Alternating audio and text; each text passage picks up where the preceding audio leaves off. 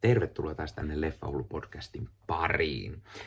Tällä kertaa arvostelussa Jack Quaidin ja Sophie Thatcherin tähdittämä kauhukomedia Companion, joka tuli juuri hetki sitten Maxiin.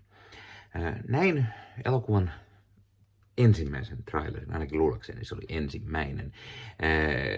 Ja kerron hetken päästä, miksi juuri sanon tämän ensimmäinen. Näin sen leffan trailerin, se vaikutti hyvin kiinnostavalta, joten olihan se pakko nähdä heti kun se Max suoratoistopalveluun tuli. Mutta millainen leffa kyseessä onkaan ja mitä mieltä meikäläinen siitä on, no se selviää aivan tuota pikaa. Mainitan kuitenkin taas, että jos katsot YouTuben puolelta, niin hei, pistä peukkuun, jos pidät tästä, pistä kanava tilaukseen, muistutuskellosta päälle näet aina, koska tulee uutta sisältöä ja muista liittyä kanavan jäseneksi. Näin tuet kanavaa ja näet myös sisältöjä ennakkoja ja saat kaikennäköistä muuta mukavaa, kivaa. Ja muista jättää myös kommentteja. Ja itse elokuvan siis, eli Companion. Elokuva kertoo siis Jack Quaidin näyttelmästä Joshista, joka lähtee tyttöystävänsä kanssa tämmöiselle kavereiden mökille viettämään tämmöistä rauhallista viikonloppua tai tämmöistä minilomaa. Asiat saavat kuitenkin tämmöisen pienen twistin, kun Joshin tyttöystävä Iris, joka sattuukin olemaan yllätys täysin ihmisen näköinen kumppanibotti, seksirobotti tai miksi häntä nyt halutaankaan sanoa, ja tämä raasti tappaa tämän mökin omistajan ja kaikki ei sitten ihan olekaan sitä, miltä näyttää. Ja sen enempää nyt en juonesta halua puhua. Tämä selvisi jo trailerista, ainakin jostain niistä. Mä en ihan varma, olikohan se mukana jo heti ensimmäisestä trailerista asti, vai sainko sen selville jostain myöhemmin. Mutta se kuitenkin mainoksissakin mainittiin jo tosi usein, että tämä Iris on tämmöinen robotti tai androidi. Ja tämä leffa on siis tämmöinen kauhukomedia. Siinä on myös pikkusen thriller- ja skifi-elementtejä ja paikoitellen jopa hyvinkin mustaa huumoria. Tämä tuli sinänsä vähän yllätyksenä, että on kauhukomediaa, koska mä odotin jotenkin sen ensimmäisen trailerin perusteella, jossa taisi enemmänkin ehkä jopa kauhua kuin mitä tämä leffa nyt oli. Ja se hiukan hämmensi mua. Tämä oli kuitenkin ihan viihdyttävä leffa ja se oli ihan niinku hauskoja juttuja, vaikka draaman puolelle se ehkä niinku enemmän menee. Mutta siinä on hyvä semmoista piikittelyä tiettyihin asioihin, kuten siihen, että joku hakee niinku aidon näköistä tämmöistä seksipottia tai no kumppanirobotti, mutta kuitenkin ja voi viettää hänen kanssaan siis niinku koko elämänsä ja olla valmis menemään tyyliin naimisiinkin ja niin poispäin. Mutta tässä leffassa tapahtuu onneksi mukavia pikku twistejä näiden hahmojen suhteen, joten kaikki ei ole ihan niin mustavalkoista, miten voisi alusta asti ajatella tai miten ehkä tässä nyt meikäläinen sitä kuvaili. Näyttelijöistä Sophie Thatcher vetää roolinsa todella hyvin ja varsinkin kun tälle Irisille kehkeytyy sitten tämmöinen identiteettikriisi saadessaan selville olevansa robotti. Eli ei, hän ei tiennyt itse sitä alussa olevansa robotti, hän luuli olevansa tavallinen ihminen. Ja tämä on hyvin mielenkiintoisesti tehty. Sophie Thatcherin, jonka mä viimeksi näinkin tästä Heretic-leffassa, niin tosi mukavaa nähdä nyt häneltä jo toinen leffa melko lyhyen ajan sisään. Ja Thatcher vetää mun mielestä tosi hyvin ja se semmoinen vähän robottimainen, mutta silti hyvin inhimillinen ja hyvin mielenkiintoisesti rakennettu hahmo ja Thatcher vetää roolin tosi hyvin. Jack Quaid vetää hyvin, mutta melko samanlaisesti kuin esimerkiksi hänen roolinsa The Boys-sarjassa. Ei siinä siis mitään vikaa ole, mutta se nyt vaan on hyvin samankaltainen rooli tai roolisuoritus, mutta tämä menee koko ajan tämä hahmo niin kuin hullummaksi ja hullummaksi tämän leffan edetessä, eli Quaid onnistuu kyllä varsin vakuuttavasti.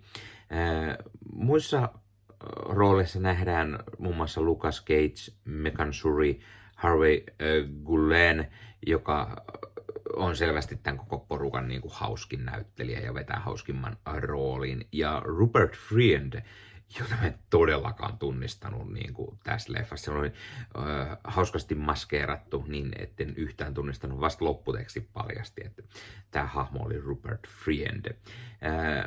Nämä kaikki vetää roolinsa varsin hyvin, vaikka tämä nyt on aika lailla Sophie Thatcher show, tai ehkä Sophie Thatcher Jack Quaid show.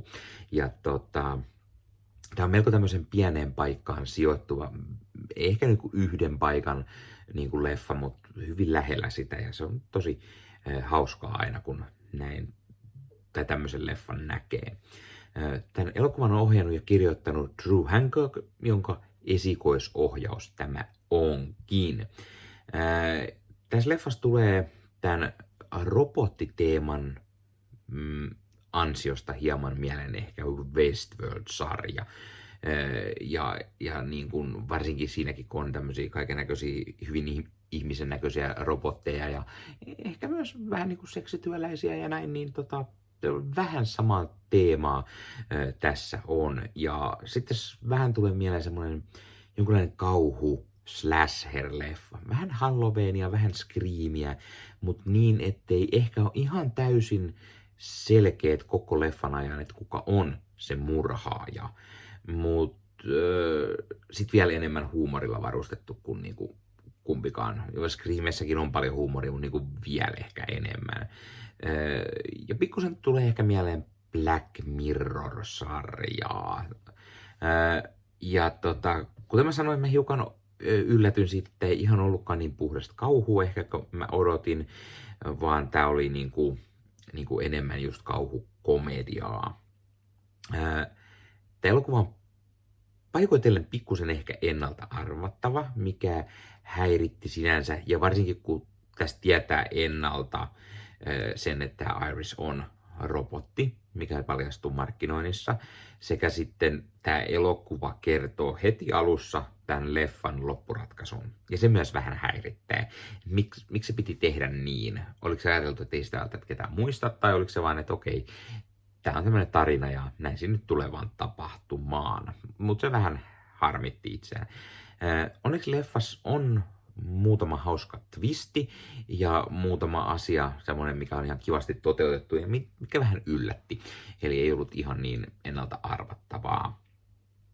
Tässä elokuvassa on mukavaa semmoista pienen budjetin meno- ja meininkiä, ja koska tämä leffa kestää vaan sen noin 1,5 tuntia, niin se on varsin mukava kokemus, eikä se ole liian pitkä, vaan se on niinku helppo katsoa ja siihen ei kyllästy, vaan se kuluu todella, tai niinku aika lentää kuin siivillä, kun tätä katsoo, ja tämmöisen voi niinku katsoa uudestaankin koska vaan, koska se ei tunnu siltä, että okei, tämä on aikamoinen koettelmus, koska se saattaa olla pitkä leffa, vaan tämä on mukavan lyhkänen leffa.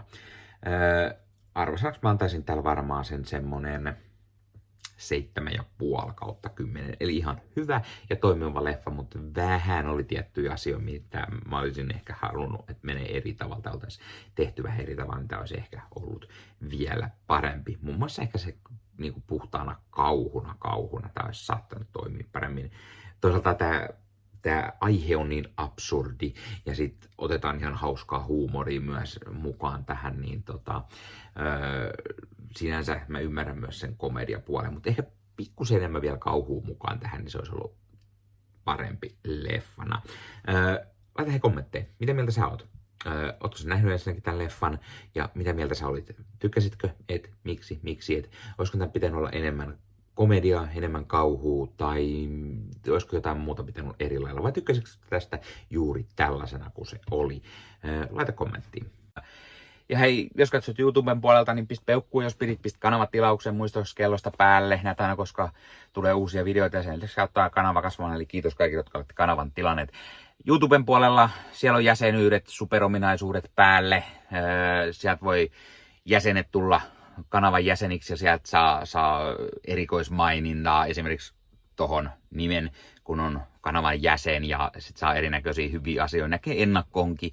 Esimerkiksi tämänkin on nähnyt varmasti jo aikaisemmin, jos on kanavan jäsen, tämän videon sieltä ja muita videoita tulee. Esimerkiksi täällä on paljon täällä leffahuoneessa kaiken näköistä, mistä on tulossa lähiaikoina varmasti video, niin niitäkin näkee sitten ennakkoon, kun on kanavan jäsen. Joskus tulee jopa pelkästään jäsenille tarkoitettuja videoita.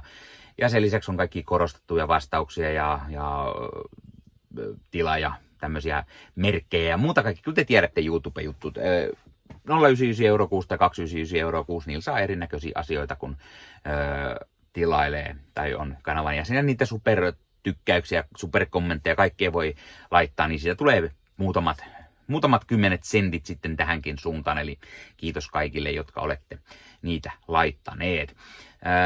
Ottakaa Leffahullu somekanavat haltuun, Instagrami, TikTokki, Facebook-sivusto, jäne. Meikäläinen tekee Marvel Podcast Suomea, Star Wars Podcastia ja sitten sen lisäksi meikäläinen kuuluu Leffamediaan, jos on yli 30 sisääntuottajia, jotka rakastavat leffoja ja sarjojen katsomista, niiden arvostelemista ja kaikkeen leffoja ja sarjoihin liittyvää. Sieltä löytyy leffa- ja sarja-aiheiset uutiset, huhut, trailerit, sieltä löytyy haastatteluja, kaikennäköistä leffa- ja sarja-aiheesta. No niin, tämä oli Leffahullu podcast tällä kertaa. Ei muuta, ensi kertaa. Se on moro.